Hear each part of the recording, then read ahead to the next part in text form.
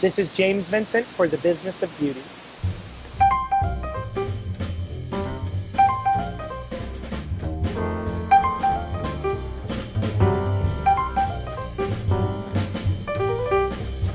So what? Hi, Hey James. there. How are you? I'm well. How are you? Okay, so for those who don't know, James Vincent. all I'm a right, makeup artist, and I am the Director of Education and Artist Relations for the Makeup Show. nice.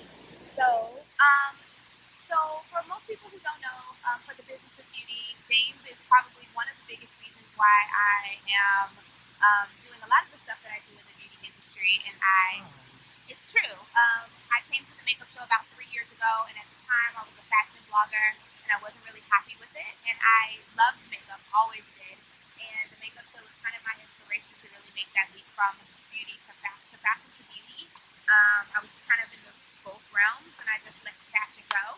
Not because I don't love it, but so tell me, like this weekend, I know you create the makeup show and you put this on.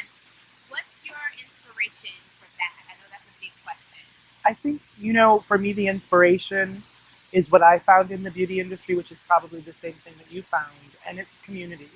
Um, I didn't go to school for makeup. I didn't have that opportunity, and I had to teach myself, and I had to find mentors, and I had to build a community of friends who were makeup artists and fellow artists, and we kind of taught each other and took care of each other, and that's my goal with the makeup show. Shelley Tagar, who owns the makeup show, and the makeup show team and I really try to put together and craft something for each city that, while it is the makeup show brand, is specific to that city and that community and the needs of those artists specifically. And that's what I love about the makeup show. Chicago is a very different show than the others because I think the Midwest artist is looking for a sense of community, is looking for inspiration in a different way, is looking for opportunity, is looking for relationships, and is looking for resources. And that's what I try and bring with the makeup show.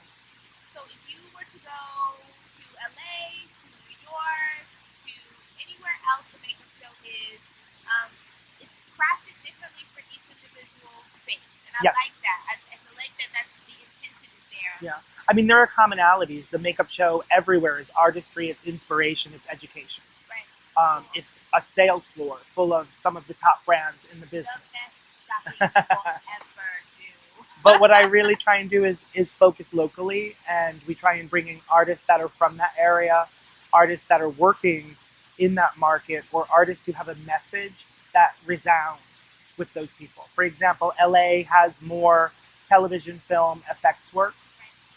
New York is very fashion, beauty, reality, celebrity.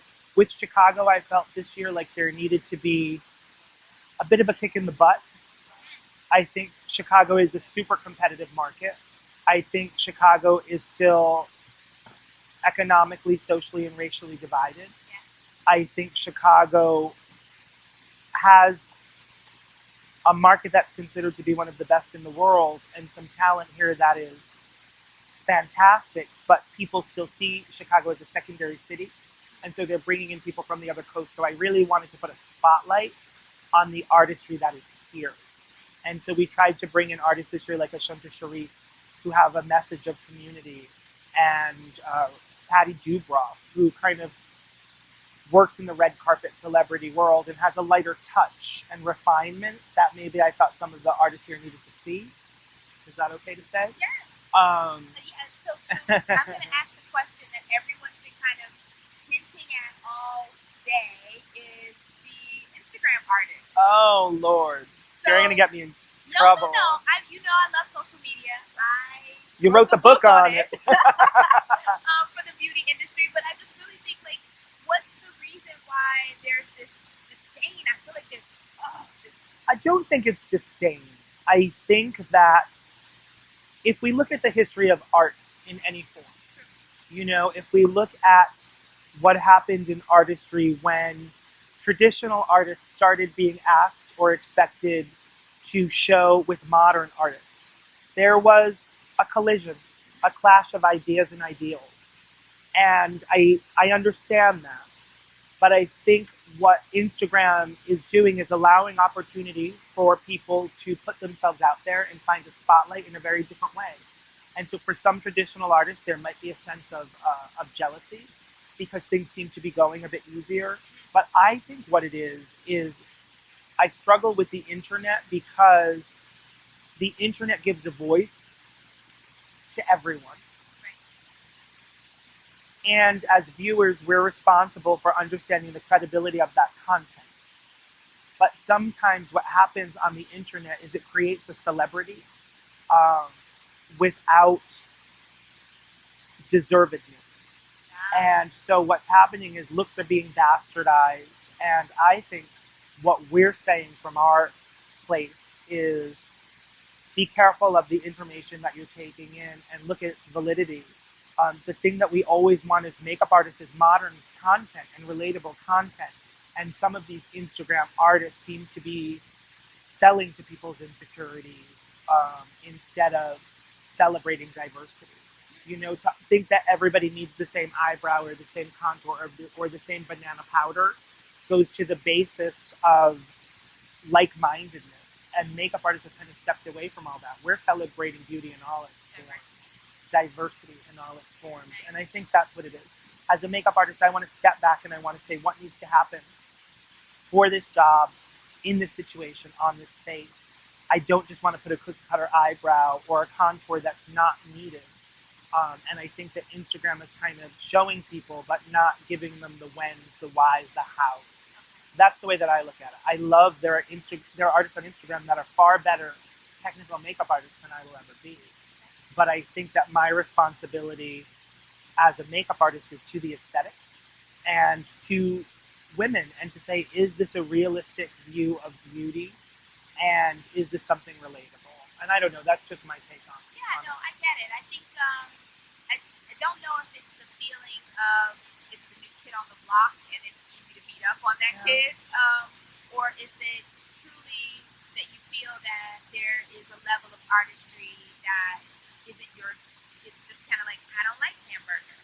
You know, like, I think it's a combination of both. You know, I think for me, there's definitely the feel that there is a new kid on the block. You know, like maybe it's the way people felt when graffiti artists started coming in. You know, street art is not art. Where I embrace street art, right. but I think it's also kind of bastardization of what beauty can be. And that I think is hard because Instagram is a quick image. Twitter is 140 letters. Of course, there's miscommunication when you only have 140 letters. So you're saying it's the edit? It's the edit.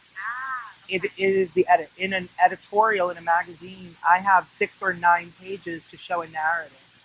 Okay. That's a full story. With a celebrity, I have a red carpet to tell a story.